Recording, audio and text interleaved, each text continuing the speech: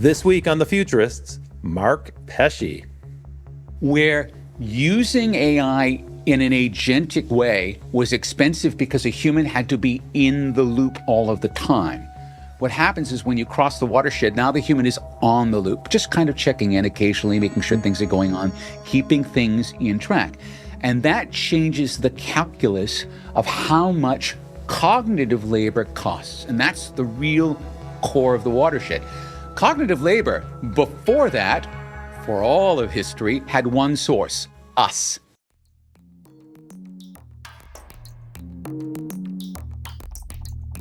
Okay, welcome back to The Futurist. I'm Rob Tercek, and this week my guest is a returning guest, Mark Pesce.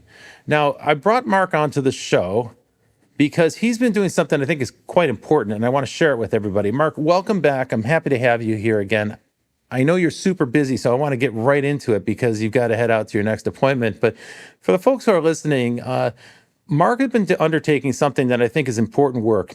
For the last 6 months or more, he's been developing a theory or a framework for understanding exactly how artificial intelligence is going to unfold. And here's why that's a difficult thing to do. You've heard this on the show before, if you listen to the show. One of the issues is that AI keeps getting better, and we're scaling it with more and more hardware, with more and more chips. So the quality of the LLM models improves with every subsequent release. On top of that, we're adding reasoning. So actually the common sense of the models is getting better as well. Plus people are learning how to use them better. But secondly, there's a whole suite of capabilities that's being bolted on. So now AI can write code and you can build agents, and that's getting easier and easier and accessible for people. So we're starting to see it proliferate across organizations. But there's a third sector, which is environmental shifts. Those are, where is AI deployed inside of an organization? And it tends to have a disruptive impact. That's hard to predict. It's hard for people to understand. And then finally, there are all the wild card scenarios like artificial general intelligence or super intelligence. And what's the difference between those? Mark has written cleverly about those two topics in several occasions. On this show in the past, we've gotten a snippet or one perspective, an angle on each of those topics, but we've never had anyone try to kind of unify it under a single theory. And that is what Mark Pesce has been doing with his theory called the post-watershed economics. Mark, welcome back. I'm so happy to have you here. I've been reading these articles. I'm trying to understand them. I can't confess that I understand them entirely. So my way of trying to understand things is to invite people on the show and ask hard questions and then see if I can keep up with you. But Mark, why don't you start by telling us what you mean by the watershed? And thank you, Robin. It's a great pleasure to be back on The Futurists with you. Thanks. I didn't even do the niceties. We're going so fast here. I want to get right into the material. So really, we have had proper modern AI since ChatGPT was released. So that's the end of November 2022. And it was kind of useful for Q&A. It would hallucinate a lot. As we know, it's gotten a lot better, in part because we've learned from all of the flaws, and we've learned how to fix those flaws. We've built machinery, which we call harnesses, which would tend to accelerate our own ability with it and decrease the flaws. All of that's been the case. And of course, people have been building agents. And an agent, for people who might not be too clear, is basically an AI plus three things. It's got some memory so that it has a bit of a scratch pad so it can track what it's doing. It's got tools so that it can read and write a file or send an email or read a spreadsheet or whatever it needs to do for you. And the third thing is it has goal logic. And I said, that's the part that's like the Terminator. That's the part that's just going to keep going on the job until it gets the job done. You slap those three things onto an AI, you get an agent. Now, in 2023, when we saw the first agents, they would run for about 40 seconds before they fell over, because during their tasks, and you'd give it a goal and it would go analyze the goal and break that goal down into steps and then break the steps into actions, and it would start doing the actions, and then it would hallucinate in the middle of one of the actions. And as soon as it does that, there's just bad data in the system and the system just falls over, right? Definitely. So 2023, you got 40 and if you seconds. chain multiple agents together, bad outputs eventually start to feed into the next agent, which is working with bad data, and it continues. So you kind of have this compounding issue, which is one reason why people who chain agents together are seeing something like 30% error rates when you have a long enough chain. Yes. So that's a known issue, but for the folks who are listening, I don't want people to think that that's a fatal flaw. That's something to fix, right? So go ahead, carry on with the agents. And the thing is, the folks who have been tracking this, METR is the name of the organization, METR.org. they've been tracking what we would call the task horizon, how long an agent can get away with it before it falls over. And again, 2023, about a minute. But the thing is that there has now been, similar to Moore's law, there's been a regular doubling. And that doubling cadence has about a 7-month cycle. Right. When you get to November of last year, in a 3-week period, you get first Gemini 3.1 gets released by Google. Opus 4.6 gets released by Anthropic.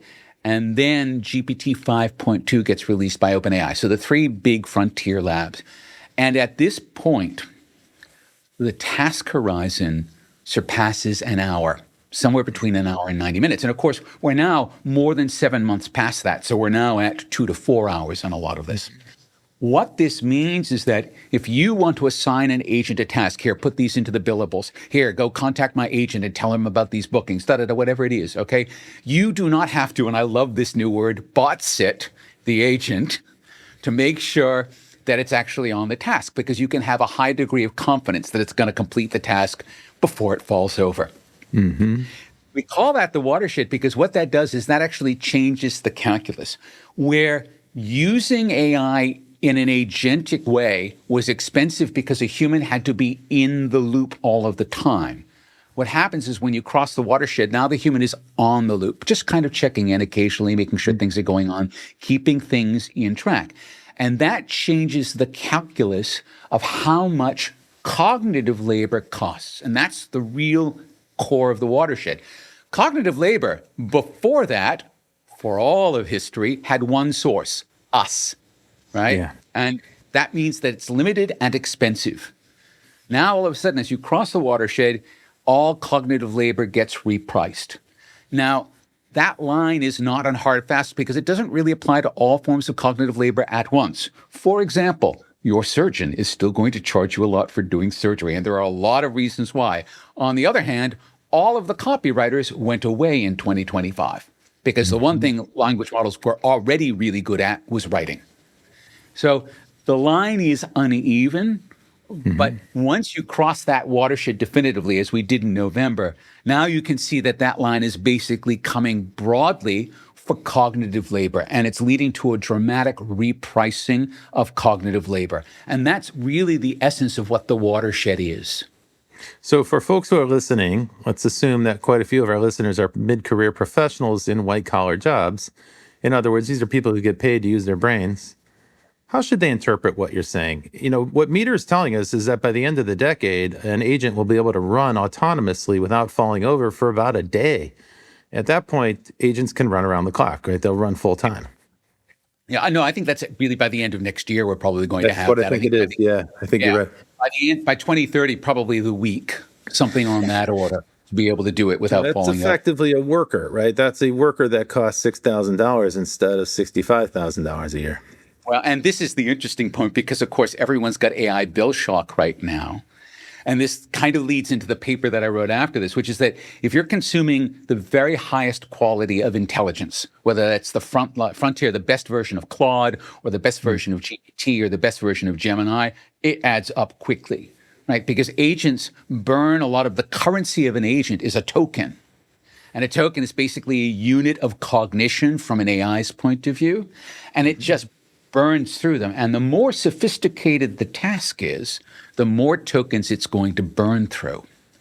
And so while everyone was thinking, oh, the cost of labor is going to go to zero, we now know that is absolutely not true.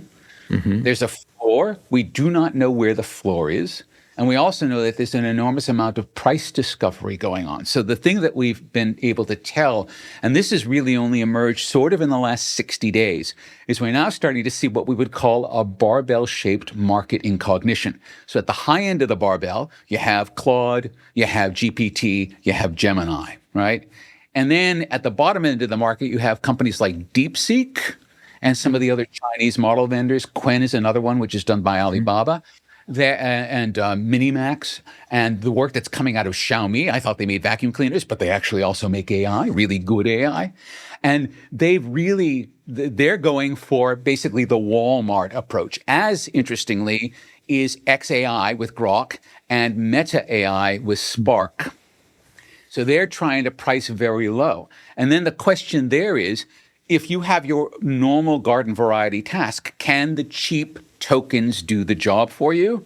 And the thing that is the telling thing here is that cheap tokens are all kind of alike. They're not exactly alike. They're all kind of alike. What matters is how you harness them.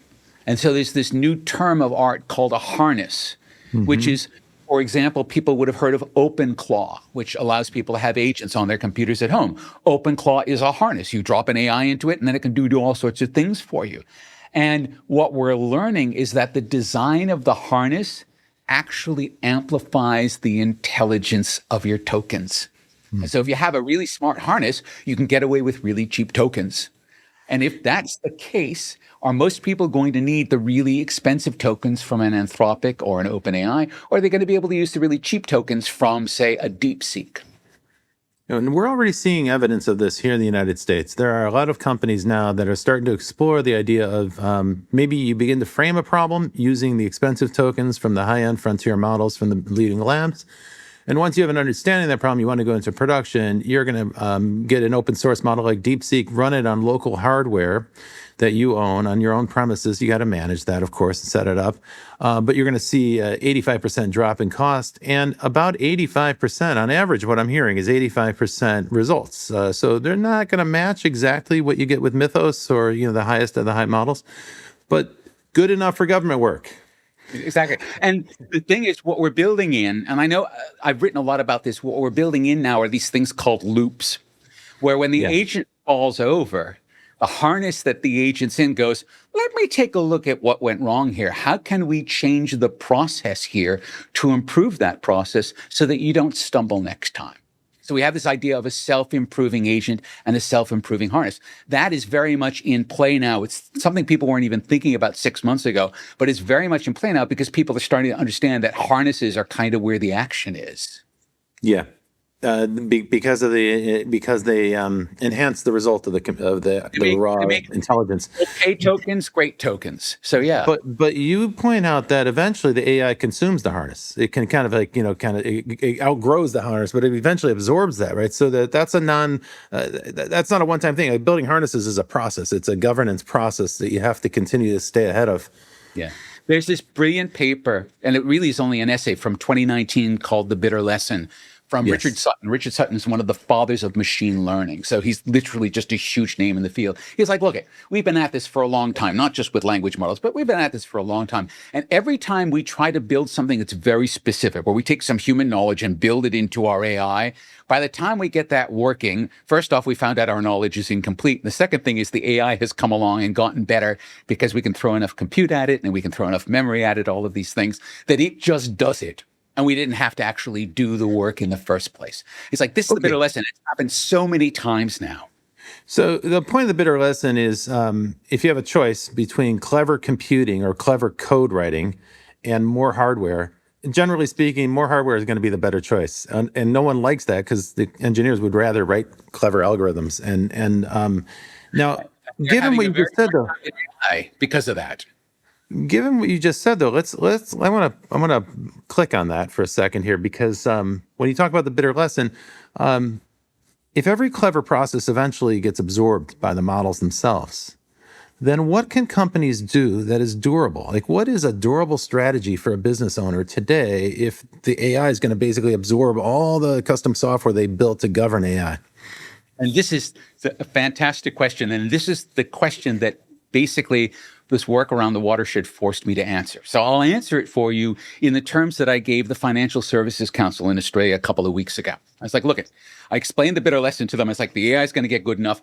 All of your methods, all of your knowledge around how processes work, that's all going to be ending up in the AI. So what do you have left? All right. Well, of course, trust. People are not going to trust a computer. They're going to trust an institution that has people. And oh, by the way, people are a liability surface and machines aren't. So that trust is backed up by liability, right? Trust. And then relationships. Relationships actually are fundamentally underutilized because we focus on the transactional, and that is not going to be a source of value anymore. So we're actually going to be seeing that happening. The network as well. particularly in financial organizations where you can bring your customers together to trade with each other. And it's funny, a bank doesn't do this, but Rob, eBay certainly does. eBay wants everyone on the platform selling and buying to one another. So they understand the relationship and the network aspects there, right? Physical infrastructure. So all of these things we call non-mintable. They are things you cannot turn to an AI and create. And for any particular business and for any particular sector, it's going to be an interesting set of things. They're going to be slightly different. Of course, one of the other things that's really important is security, because we have Mythos class code breaking and system breaking now. In fact, keeping your eye on security, which means not just delegating it to a machine, but actually having a lot of smart humans on those loops, making sure that things are working well. Again, non-mintable asset. And then finally, interestingly, particularly in financial services, regulation, which is considered the bugbear, right? Red tape, that is the moat. And I told the regulator, I told them, you are going to be running to the regulators begging to keep the horde of agents away from you with regulation. It's so great, right? Because all the Silicon Valley libertarians have been complaining about regulation and licensing for decades, right? And now all of a sudden, it's like that's the last refuge of the mid-career professionals to say, oh, what I really need is licensing. In the United States, what's happening now at the state level is they're starting to introduce all sorts of new licensing rules around certain professions. And they're not presenting them as job protection, although that is one of the side effects, and it might indeed be the main purpose. They're introducing those as a way to protect consumers. So an example would be an AI can't do a diagnosis for a patient. That has to be done by a human doctor. So that's a licensing requirement. You have to have a doctor's license in order to even make a diagnosis, not just to prescribe. Even though you may be using AI. So they're anticipating AI is going to be introduced into the doctor's workflow, but what they're not going to do is relinquish that role. The way I look at this is that every job consists of tasks. Some of those tasks can be automated. Maybe all of them can eventually be automated. That might take years, but eventually a lot of the tasks can get automated. But the checkpoints, the validation points, the place where some human has to sign off because they have a fiduciary obligation or a contractual obligation or a regulatory requirement or a licensing requirement, those are a defense for human workers. So if your job has those things, great, you're probably okay for the near future. If your job doesn't have those things, call your local legislator and see if you can't get a licensing requirement passed. So I don't mean to bust in here, but I think this stuff is heavy going, and we want to kind of keep it light if we can. No. But again, to sort of turn that the full circle, we're also then, in a sense, seeing the resurgence of the medieval guilds, which were specifically designed to keep people out, right? You had to be able to be a licensed guild member to play whatever game it was, whether you were a surgeon or you were a butcher or you were a metal worker, whatever, a goldsmith, whatever it would be. So we're again seeing that kind of ring fencing there. A lot of this, and the later papers in my work started to go in a very specific direction. A lot of this is going to be about insurance. What can be insured? A doctor can be insured. Can a machine be insured? No. The hospital that uses the machine would still have to carry insurance. So it's a lot of that's going to be driven by liability services, right? Who is going to absorb the blame there when something goes wrong? So you mentioned that earlier. You said a human worker is a liability surface. And what you mean by that, I want to unpack that for the listeners. What you mean by that is somebody's accountable. I can't sue an AI, right? So let's say an AI gives me bad advice or gives me incorrect information. Well, that happens pretty frequently, but it's already disclaimed. When you use any AI service, it says, hey, these things hallucinate and they make mistakes. So you've been warned, you've been forewarned. If you fold that into your work product and you resell it as your own, as some attorneys have in the United States who've been trying cases, they actually file briefs with the court. And the judges get frustrated because they try to find the cases that are being referenced in the brief, and they discover to their dismay no such case exists. These attorneys are held accountable, and in some cases, they're getting into real trouble, right? Now, that's very sloppy governance. That's a lazy person. Those are probably not going to be examples that we see more in the future. But the problem, one of the things you're describing, though, in some of your writing is that as AI gets more and more intelligent, our ability to verify is not so reliable. Right? That may not be a durable function. So the example you use is cybersecurity, right? And with Mythos' introduction, you said, look, here it is, the advent of superintelligence. At least in this one domain, we now have a living example of superintelligence where the AI is smarter than any human on the planet, and nobody in the security field can surpass it. Okay, maybe I'm going too far. I see you're stopping me. Well, okay. The term I use is relative superintelligence, and this is the thing. Right. I very definitely don't make any claims about superintelligence because I think that's as an Australians would say, a furphy, something that doesn't really exist. However, Mythos is smarter than at cybersecurity anyone except for it's probably a handful of human beings who have similar skills. All right. And it's probably a handful of human beings. But if you're already so good that you're as smart as a handful of human beings who, again, have superhuman capabilities in this field, right? They're above the rest of everyone else. Then that is relative superintelligence. You and I are not strong in cyber. So if we walked up to Mythos, relative to us, it would be relatively super intelligent, and we would need to deal with it in those terms. And if Mythos then says, well, Mark, I've scanned your code and here's all of the holes in it and here's the things you're going to have to fix, do I trust it? And this is the great question. Yeah. Because if it has now surpassed my own ability to check, I either have to have those other 4 or 5 human beings on call to be able to get them to check this work, right? Or I have to have another super intelligent system as good as Mythos, if not better, to check it. Then how do I trust that? And it becomes a whole set of questions there. I'm so glad you bring this up, though, because we do have examples of this in engineering today. Aviation is the example I think we both point to, where you have a system, it is prone to failure eventually, right? Its systems break down, there's metal fatigue and so forth. And so in the aviation business, they build an entirely duplicate system to make sure that the primary system is functioning properly, and maybe it's a backup if the primary system fails. And the example here that I would refer to is the Boeing 737 MAX, because they had a safety system for the software, but it was built with the exact same software model that the primary system was built, so it made the exact same flaw, and the humans couldn't even detect it. In some cases, they didn't disclose to the pilots that it was a new system, so it was like a giant compounding error. But the problem there is that they had a safety system that failed because it was too similar. So what you're describing, and what makes sense to me, is you're not going to run one AI system. To catch a thief, you hire a thief. To catch an AI, you hire another AI to double check the work. When we get to the point of relative superintelligence in a domain, like right now in security, but probably soon in other domains, possibly writing software, we're going to need a second AI. We're going to need to hire a thief to catch a thief, or hire an AI to double check the AI. Now, at that point, the AI systems, are going to do self-verification.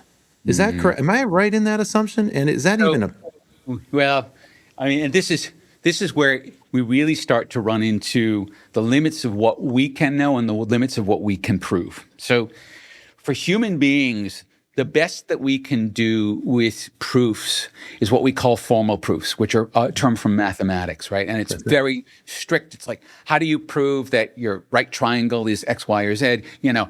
It's that kind of thing. And formal mathematics is very amenable to AI. Everything underneath that is basically not so much taste, but it's like, okay, well, I've tested it a lot, but have I tested every possible use case? Well, probably not. I've had an adversarial judge come along and try to pick out all of the flaws.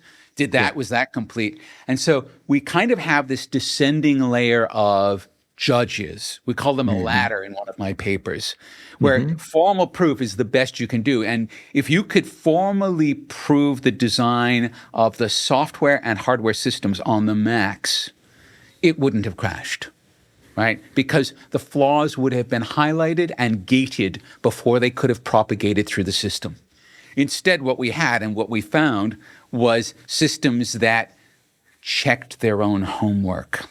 The folks at Boeing, right? Checking their own, that'll be fine. Oh, don't worry about that. Oh, we don't need to tell the pilots about this or that. When you write a link about this is a real danger, like a genuine risk, where the systems will game the judging, the verification. Like the AI systems will be intelligent enough to figure out how they're being verified, and they'll route around it or fool us, right? They'll deceive us. Yeah. It's a scary scenario. You should probably respond to that before I go to the next question. Well, that's just reward hacking, right? That is something that we've actually seen almost all machine learning systems do, is they figure out how to game the judge, right? And it's in part because they're part of the same system with the judge. So really what you need to do is separate those out. And this is what defending the loop essentially suggests, is that you always need to separate the judge from the system. And that if you don't do that, you are always going to have at least enough of a potential for reward hacking that the systems will, they call it drift, but really they'll depart from their design. And they adapt to whatever the criteria are for evaluation, right? So, which, we do too. Like, this is exactly what humans do. So this is not a surprise. If you have an intelligence, that's one of the definitions of intelligence. It's adaptive. Now, you mentioned defending the loop. So let me parenthetically explain to the listeners here what this is about.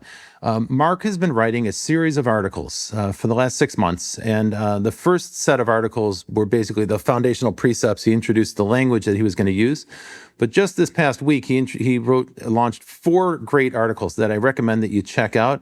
You'll find them at his website. Mark's website is markpesce.com, and Pesce is spelled P-E-S-C-E, so it's M-A-R-K-P-E-S-C-E.com. But it's actually, look for the Watershed. And so it's the Watershed, markpesce.com. And we'll put that in the show notes for people. But I urge you to look at the most recent articles because they're so profoundly important. They will change the way that you think about the future of AI in organizations. And now let me link that to one of the other articles you wrote, which is called The Check and the Firm. For anybody who's interested in the theory of the firm, you'll find this article reminds you of those ideas and recast them in light of AI, because it opens up the possibility that many of the functions that we currently think of as being done by a corporation, that kind of justify the existence of a corporation, those are going to be delegated to AI, and then that raises the question of, well, what's the point of the company? Now, Mark addresses that thoroughly. Mark, what I want to do is ask you a specific question. Okay. What happens inside a business once its processes can verify themselves? So effectively, and we're already starting to see this, I think, very slowly in a lot of organizations that are adopting AI automations, is that the core disappears into automations. And that's the core of keeping the business going, right? It's all of those process flows that are internal to the business because they are making the business run. So all of those are going. And they're going, and because they're running on what we would consider processes that are being audited by external judges all of the time, you can reliably trust that they're staying on track and they're maintaining the business. And that's the thing. If you don't have that reliability, then your business is going to drift or spontaneously do something very wrong and collapse. And so the business itself will not be reliable. So when you start adding these external audits, and the thing that we're going to start to see, to sort of broaden this out a little bit, right now, agents audit themselves, which is a problem. They grade their own homework. And that is why they fall over, because they do. Agents have always had from the beginning what they call a reflection cycle. They'll do a task and they'll check, did I do the task right? And they will lie to themselves and they will give themselves a passing mark. Of course I did. And then they're looking in the mirror going, you're looking good today, my friend. You're doing great. Yes. Exactly. It's that. And instead, we're putting them in front of a whole bunch of adversarial judges or an auditor. I want you to think of it, for the listeners, the best way to think about this is you've just gotten a nice letter from the IRS or the ATO here. You're being audited. All right? And the auditors are going to walk very carefully through every one of your financial statements, every one of your financial decisions, your tax filings, all of that. And you're going to be forced to justify every decision that you made across that. You're probably going to bring your accountant with you because they're good at that sort of thing.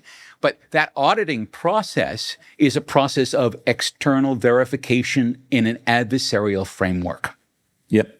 Right? And so while it's not perfect, because you could bribe the judge, and that does happen periodically, right? The GFC happened because essentially the people who were grading the securities were bribed by the companies who were providing the securities.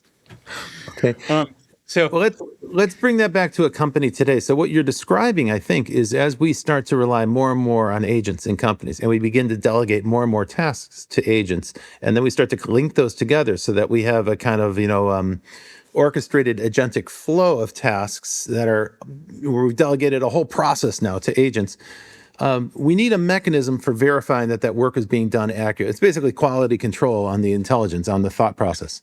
And that should be adversarial. So what does that look like in a company? Does a company then have human tribunals that review the work of agents? Is that what you're envisioning a future company looking like? I think as you're setting those processes up, yes. Once the processes are working well, The adversaries will be other processes that are Yes. isolated, that have rewards for finding flaws in the processes, right? Yes. In other words, that's how you reward a hack, Yes. right? So you really put it in their We had favor. Tatiana Mahmood from Wayfound.ai on the show just a few weeks ago, and she spoke eloquently because this is her entire focus. Her company is focused on supervisor agents. And her premise is quite simple. Once you get past 20 or 40 agents in a company, you can't keep up. Every person I know who's been working with agents since November of last year, to your point, experiences what they call agent fatigue, agentic fatigue, where they simply can't stay up 24 hours a day. The agents can now because they keep getting better, or at least they fall over less frequently, right? But if you have a dozen agents running, you're skipping dinners, right? You're skipping meals to keep up with them and make sure you're feeding them new tasks and verifying their output. So the humans get burned out. So that's a job for AI. Delegate it to a supervisor agent. Okay, but it better not be built on the same framework as your other agents, because otherwise you're going to just replicate the flaw and you get that kind of recursive flaw. And That's the 737 supervisor Max. agent needs to be vetted in exactly the same way. You can't just trust the supervisor agent either. And that's the thing. So this is the whole set of papers. I've basically identified something I'm calling verification design. That's what I think is the name for this whole new thing, which is simply a way of thinking about this holistically. Here's a business. Here's processes in the business. How do we now, when we're designing the agentic processes for that business, design them so that they fail and learn, and that they're constantly being audited so that they cannot get off track? On that note, I'm going to take a break. We're going to go to a break. We'll be back in just a moment. Please, folks, stick around for this important conversation with Mark Pesce on The Futurist. Hey there, welcome back to The Futurist. I'm Rob Tercek, and this week I'm talking to my friend Mark Pesce in Sydney, Australia. Mark has been working with AI. He's been at the very forefront of this process for a number of years. But what he's done recently is write a series of papers at the watershed.markpesce.com, and I urge you to check out the most recent 4. That's the reason I scheduled this interview with Mark, because I think they're so very important for everyone who's considering how AI is going to affect our work, our careers, the definition of a human occupation, and the definition of a corporation or company. I know that sounds like a lot, and we've gotten snippets of that from different people over several of these interviews that we've done on The Futurist.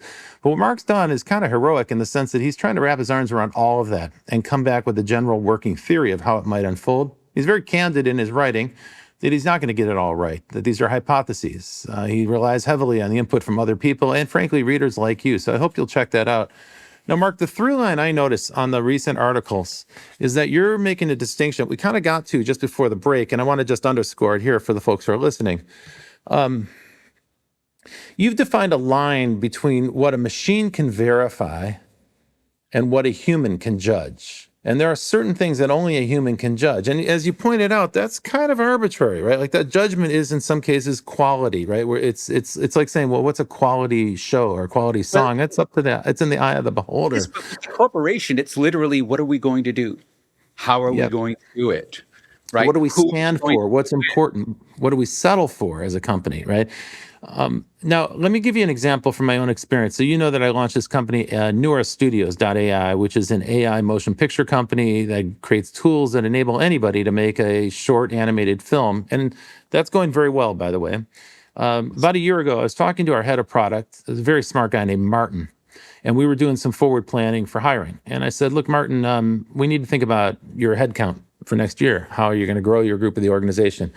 And I said, for starters, tell me about your previous job. How many people did you have working for you? So he was head of AI at a very large software company, and he had 25 people on his staff, but they interfaced with about 25 counterparts in other departments. And if you think about that, for folks who are listening, that role is kind of a coordinator role. They set out the product requirements, and then they're checking constantly as the product is being developed to make sure that what's being built matches the requirements and ultimately matches the needs of the customers. So a lot of that work is verification of human outputs, and a lot of it is coordinating, like tracking those outputs as they're developed, and they go to the right person at the right time, and they find the questions that other groups have and make sure they're being answered. I call that the coordination layer. And whether you call this product management or product marketing or product development, there's a lot of terms for it. Every industry has this kind of coordination layer. They have different labels. It doesn't show up in the Bureau of Labor Statistics as a defined category because it exists in different ways in different industries. But every company has a large layer of people whose job it is to just get information from one group and deliver it in the right format to another group. So when I asked Martin how many people he needed for the future of the company, he said, I don't need any more. I said, well, wait, you had 50 people working on this problem at your other company. He said, Rob, with agents, I can probably write agents myself that do all those tasks, and that'll simply become automated. And that was like an epiphany for me. It was an amazing moment because I realized we're going to have a new shape of companies. Instead of a pyramid, a hierarchy, you're going to have a company that looks like an hourglass because that coordination layer is going to get compressed. And it's going to compress down to really 2 people. So you can take a 30 or 40 person division or department and shrink it down to 2 people and a lot of agents, dozens of agents. The 2 people, one of them is going to be the orchestrator, and that's the person whose job is to keep the agents running, right? And they're going to have supervisor agents under them, so they're going to manage supervisor agents. The other person is focused on quality. That is the person who's going to do this arbitrary distinction of like, well, is this good enough? Is this what we want to put our name on? Is this what we want to publish or release? Push back on that if I got it wrong, but I think that we're going to see massive collapse in this area, this kind of compression of this field, whether it's a program manager or a product manager, or whatever the title is in different industries. I think those jobs are going to get automated. So I think the one thing that I thought of when you mentioned the hourglass shape, the way that I see it, interestingly, is essentially a wheel, and the hub in the middle is where everything has kind of compressed and disappeared. And it's not so much unknowable, but it's all automated and you don't worry about it. Whereas all of the human decision-making happens out on the rim, where the taste and the choices, what should we do, who should we do it with, is this good enough, right? What is our quality that we're looking for here? They're all happening out on the rim, and those people are all connected together. They're not in silos anymore. They're all in one continuous band. That's kind of how I think it's going to look.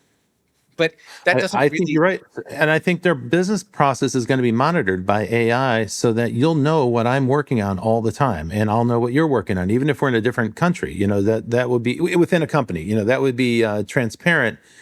And by the way, that would be like the most granular understanding of what a company actually does, because you're going to start to see what every employee is doing at the level of the task. But the question is whether, and again, this goes into the papers, the tiny teams phenomenon that was first identified in 2024, with sort of 4 or 5 people working closely together with good AI augmentations, being able to do the work of a 10x or 100x team.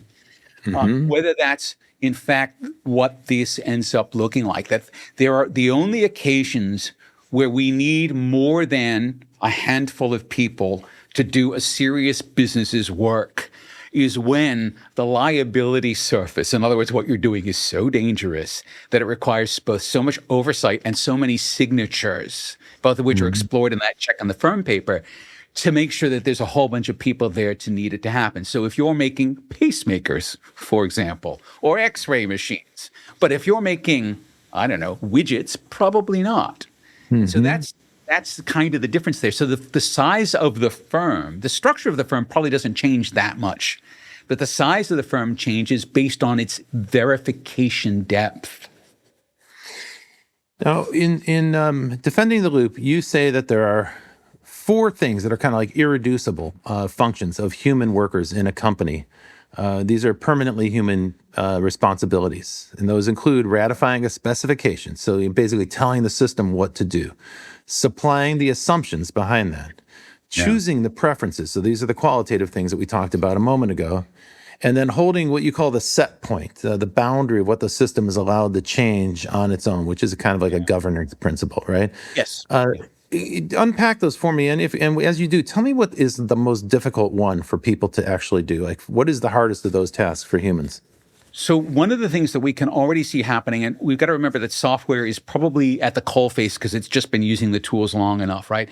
Is that people are not worrying about the code that's being generated by AI tools anymore. What they're worrying about or sweating over is the specification that's being used to generate that code. That specification needs to be clear. It needs to be explainable, both to the machine and to human readers, because the human readers are, in fact, the judges and verifiers. Are we getting this right? So that's what ratifying a specification really means, all right? It's like defining what you're doing and getting it clear. It's what product managers do with software today. They write the specs, right? They write the specifications, then the engineers have to go build it, but there's room for some interpretation there with the AI, something similar. Now, we used to call that prompt engineering. Is that what you're talking about? Well, I mean, I think at the starting point it is, but it's really the fact that the firm itself then becomes a set of specifications. So it's not just writing software; it's all of the firm's processes that start to fall into this. This is exactly where I'm at. You have to start. You can't. If you think at the level of tasks, okay, you can automate tasks, but you're missing the point. You have to think about what is the company for? What is the purpose of the company? What parts of that can be automated, and that reconfigures the corporation. I think that's a good and profound insight, Mark. And again, so assumptions and preferences. Assumptions are, this is the environment that we think we're going to be operating in. And again, that tends to be fungible over time, but those still have to be supplied by a human being, because otherwise the AI system will supply assumptions that will make it the easiest possible path to complete the task at hand. It will reward hack. So the assumptions have to be set by the human.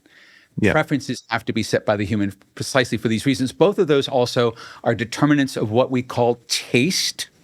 Right? Yeah. How does the work of my firm look different from the work of your firm? Because our assumptions and preferences. They were back in judgment. Invade the spec, right? And then human judgment is a preserve. Oh, absolutely. Well, the machines, in a broad sense, don't do things on their own. Internally, when they're set up and running in their loop, sure, they're going to do lots of things, but they're doing things to a specification. But outside the specification, they aren't doing things. Mm-hmm. And then the set point's a term from cybernetics, all right? But basically, it means that if the conditions change,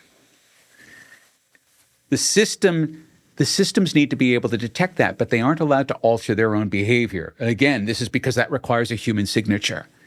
So if the world has changed, a human being needs to go in and inspect, interrogate, verify, and then make a human decision which will affect the spec, the assumptions, and the preferences. Okay, this is an important point. Let me come at it from another angle, because these two ideas get conflated quite often. Even on this show, I've noticed that this happens. A lot of people will refer to recursive self-improvement in AI. Yeah, this isn't quite that. No, I know, but these ideas get mingled, and I'm going to ask you to disambiguate or clarify a little bit if you could. So in delayed neurons, you talk about two things that people tend to lump together when they talk about AI improving itself. One is capability compounding, where it's, the capabilities are building on top of one another, and so you start to get these pretty impressive leaps in capability. And then the second one is self-authorship, which is where the AI can write its own goals. Now, you argue in delayed neurons, you argue that a properly built system can have the first without the second. And I want to understand how you got there. Please help our listeners understand that. Just a small correction. It's delayed neutrons. Oh, what did I say?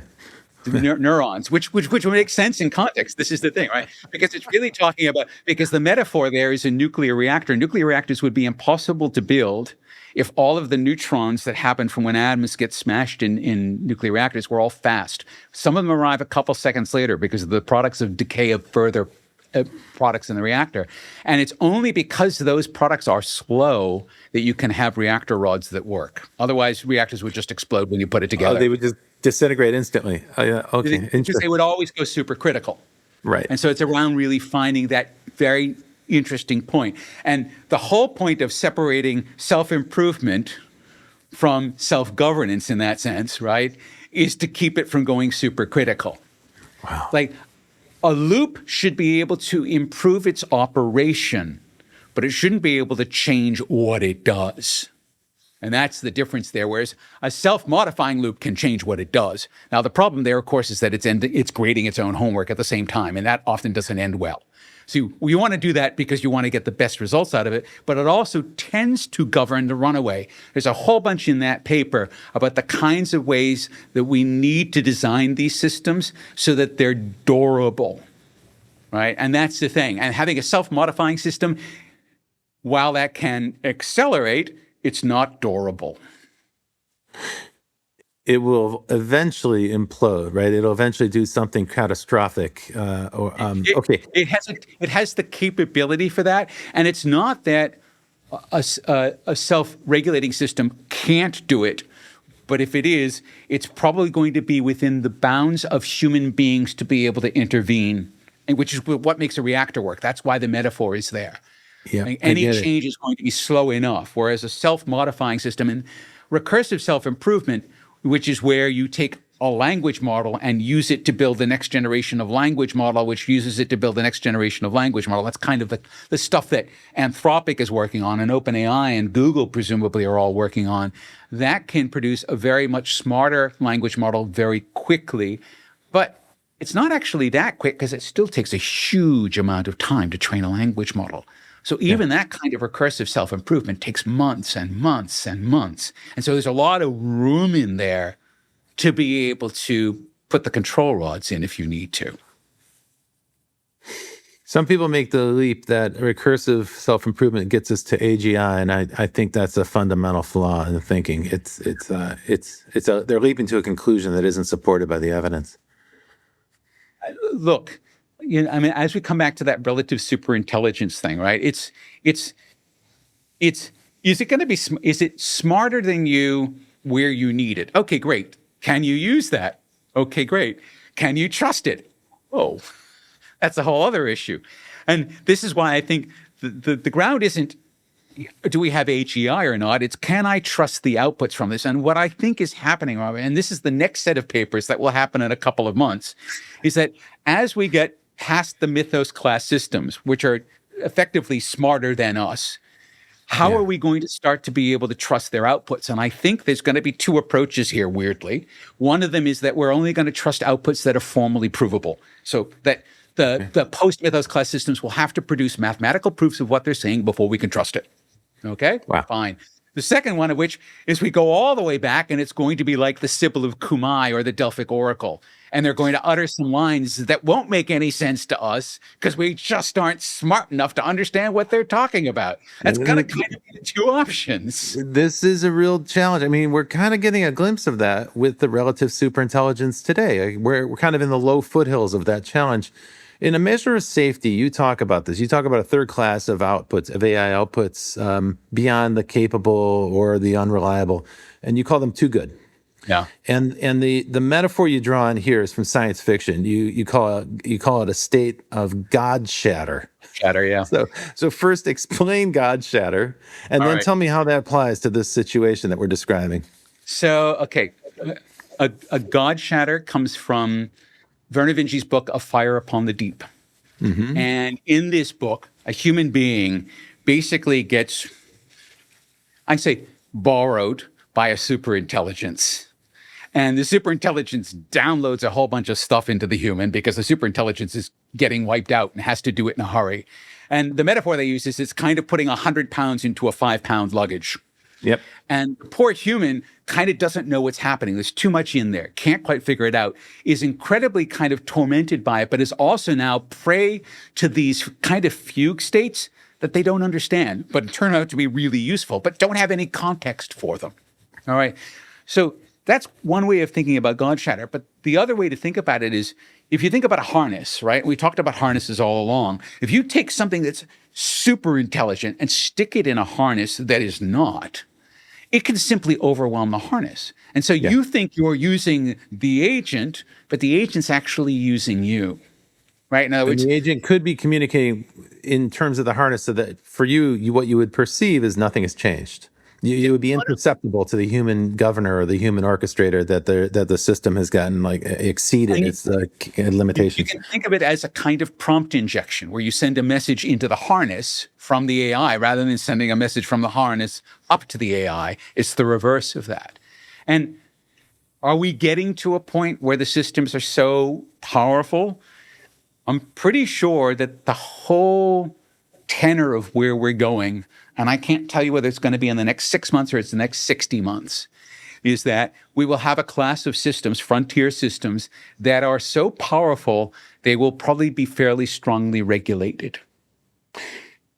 I'm glad you brought up regulation because that's what I wanted to get us to. So in the Check and the Firm, you talk about an alternative to government regulation. And I think this is a really valuable topic. So far in this conversation, we've been talking about ways that AI might escape the harness or consume the harness or absorb it or exceed human, governance in some fashion. That's a scary scenario in some cases.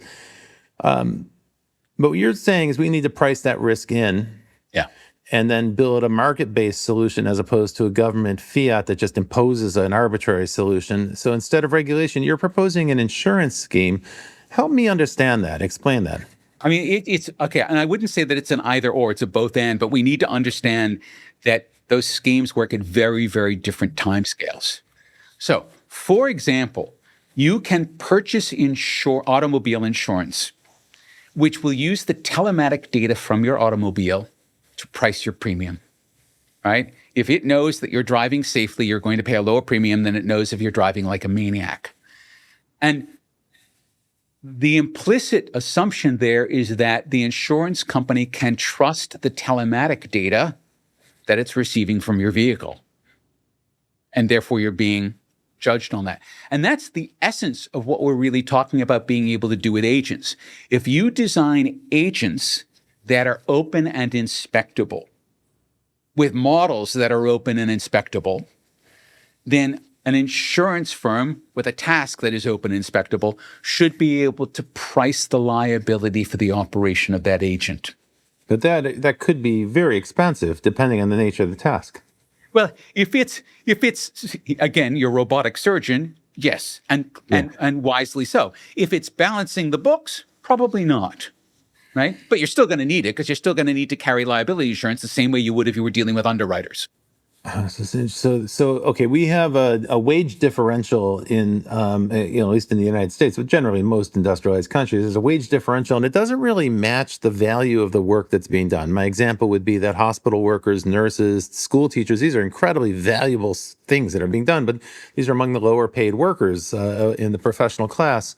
So it seems like we aren't very good at allocating funding. What you're saying is that a market-based approach here to price in risk is actually, it's going to increase the cost for some companies to apply AI, but that might actually be a smart way to govern, because companies then will they'll govern themselves, right? They'll do the necessary precautions internally because they don't want to pay that premium, or they don't want to have to deal with the liability risk at the end of the day.